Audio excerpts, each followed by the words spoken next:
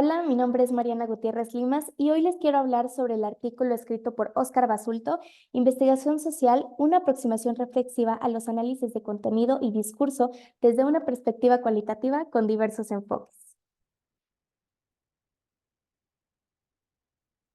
Primero que nada, ¿de qué va este artículo? Básicamente nos presenta ciertos elementos que son muy importantes para desarrollar una metodología de investigación cualitativa enfocada en el análisis de contenido. Esto va desde imágenes, colores, expresiones, formas, texturas, etc. La vida social es muy compleja y la mente humana trata de darle una explicación a todo lo que ve, pero es tan complejo que se necesita una investigación científica y para eso es esto, para ayudarnos a llevarla a cabo de una manera satisfactoria. El humano puede seguir patrones comunes siempre y cuando tengan sentido para nosotros. En palabras de Schutz y Lockman, el sentido se expresa a partir de la experiencia cotidiana de los actores sociales en un proceso de construcción social de la realidad. Entonces, un mensaje se puede interpretar a partir de un conjunto de elementos que hay que codificar. Vamos a darle una definición formal a esto. El análisis de contenido, en un sentido amplio, es una técnica de interpretación de textos, ya sean escritos, grabados, pintados, filmados, u otra forma diferente donde puede existir toda clase de registro de datos. El denominador común de todos estos materiales es su capacidad para albergar un contenido que, leído e interpretado adecuadamente, nos abre las puertas al conocimiento de diversos aspectos y fenómenos de la vida social. Esto dicho por Andrew en 2003. ¿Qué significa esto? Gracias al análisis de contenido podemos descubrir cómo se producen creencias, prejuicios, estereotipos, rumores, símbolos y distintos elementos que nos acompañan como sociedad y como individuos. Para esto es importante tener en cuenta los elementos teórico-epistemológicos para poder interpretar el contenido y reconstruir todo lo que rodea al sujeto. Hay que tener en cuenta que para el análisis de contenido es importante entender que el lenguaje no es solamente gramática común, sino experiencias, hechos e interacciones. Es fundamental conocer cuál es el sentido que el sujeto le otorga a lo que conversa en cuanto a su significación social, a qué se refiere y qué busca transmitir. La verdadera materia ontológica, a partir de la cual construimos nuestros lazos sociales y nuestras certezas sobre lo que es real y lo que no, es el lenguaje, la observación y la subjetividad que nacen a partir de la interacción con el otro. Según Castoriadis, la sociedad es en cada momento instituto de significaciones imaginarias sociales que podemos y debemos llamar mundo de significaciones. Esto implica que un discurso analizado es manifestación de una interpretación de una realidad social concebida.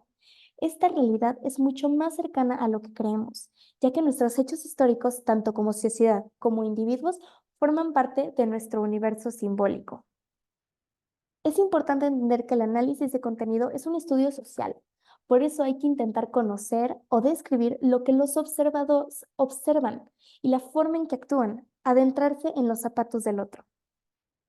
El espacio de interacción puede ser concebido como un universo simbólico subjetivo que parte de la interacción como sistema social y constructivismo sistémico.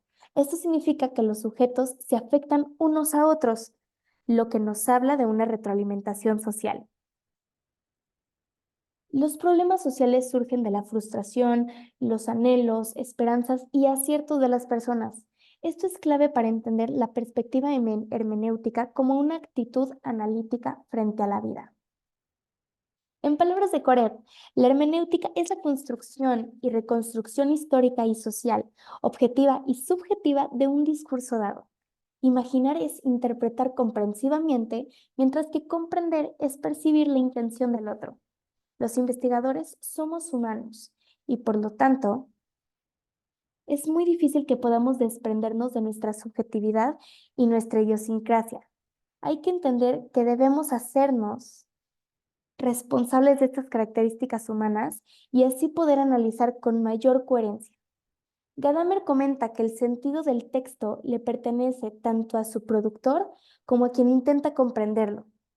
Así, la hermenéutica procura comprender los textos a partir del ejercicio interpretativo, intencional y contextual, siempre teniendo en cuenta los objetivos del estudio. Para poder lograr esto, hay que romper con elementos simbólicos contenidos en la cultura, romper con las interpretaciones del mundo que hemos construido o heredado.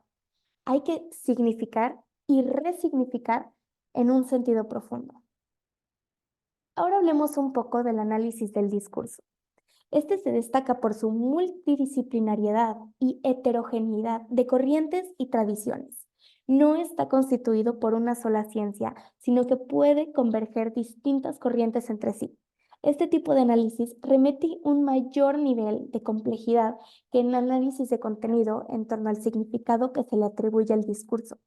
El significado se organizaría en función de la socialización que se exprese, volviendo sobre la teorización de la interpretación de la realidad social.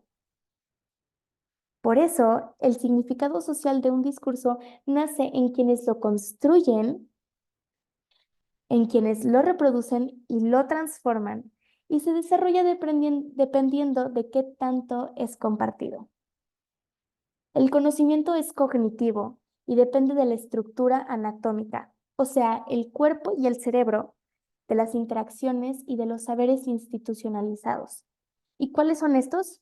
Bueno, identidades, rituales, costumbres, etc.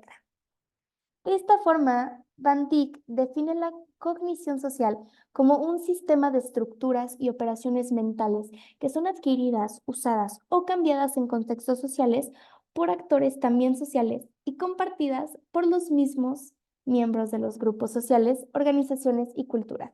Es decir, la elaboración de un discurso no es algo unilateral, sino una relación dinámica, compleja, en la que se producen afectaciones en todas direcciones. De acuerdo con Pardo, el discurso sería el escenario donde se negocian los significados en torno a ideas, creencias y valores. Esto quiere decir que el discurso no está exento de cargas ideológicas. Por eso está la necesidad de negociación de las personas. Los escenarios son múltiples y variados, por lo que como investigadores hay que saber adaptarnos a distintos contextos para acercarnos mejor a la realidad analizada.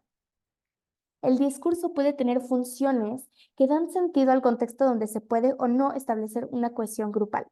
De acuerdo con Danes, el análisis de la estructura temática incluye la identificación de la forma en que progresa el discurso, las maneras como el tema se reitera, los recursos para la configuración jerárquica de temas y subtemas, y los recursos que contribuyen a que confluyan las unidades relevantes en la construcción del discurso. Las personas son capaces de adaptar un discurso a su situación comunicativa interpersonal. Así, el autor puede tener no solo una perspectiva social, sino también personal y cognitiva. Entonces, los contextos no están simplemente allá afuera, sino que hay múltiples factores controlables e incontrolables. El contexto es un constructo mental subjetivo que suelen compartir las personas en un lugar determinado. Las características de un modelo de contexto son que es subjetivo e individual. Es la representación personal de mi situación comunicativa. Es dinámico y flexible, cambia durante la comunicación. Tiene una estructura más o menos fija, es decir, las situaciones cambian, pero las estructuras son siempre las mismas. Es estratégico, puede generarse con la intención de buscar un efecto determinado y son modelos de experiencia, definen la manera en que vivimos e interpretamos los eventos cotidianos. Es el fondo sociocultural el que define qué discursos se aceptan. Este mismo fondo afecta nuestra conducta social y nuestra interacción con los demás en cuestiones específicas. Aunque muchos patrones del contexto sean construcciones sociales, el conocimiento personal puede transformarse en colectivo cuando se comparte, teniendo en cuenta que el receptor tiene sus propios modelos mentales. En conclusión, el modo en que cada investigador interpreta y construye el contexto que da significado a los datos, la manera en que los ve y describe, se relaciona directamente con su forma de conectar realidades y contenidos. Por eso es muy importante que para este tipo de análisis tomemos en cuenta nuestra humanidad y nuestra humildad y busquemos una interpretación lo más cercana que se pueda a la realidad. Estas son las referencias bibliográficas. Muchísimas gracias.